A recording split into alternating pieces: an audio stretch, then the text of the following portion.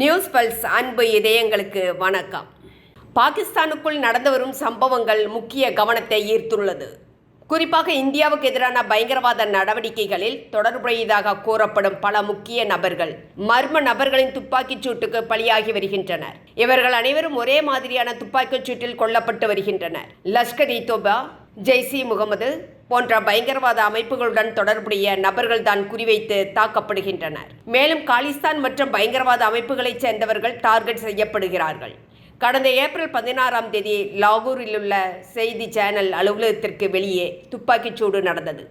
இதில் டார்கெட் செய்யப்பட்டவர் அமீர் ஹம்சா. இவர் ஒரு பயங்கரவாதி. இவர் மீது அடையாளம் தெரியாத நபர்கள் துப்பாக்கிச்சூடு நடத்தினர்.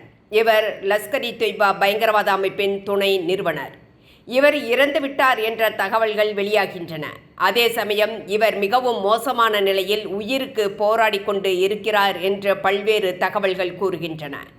ISI மற்றும் லாகூர் போலீசார் தற்போது இவர் மீது துப்பாக்கிச்சூடு நடத்தியவர் யார், அவரது பின்னணி என்ன, எங்கிருந்து வந்தார்கள் என்பது குறித்து தெரியாமல் திணறி வருகின்றனர்.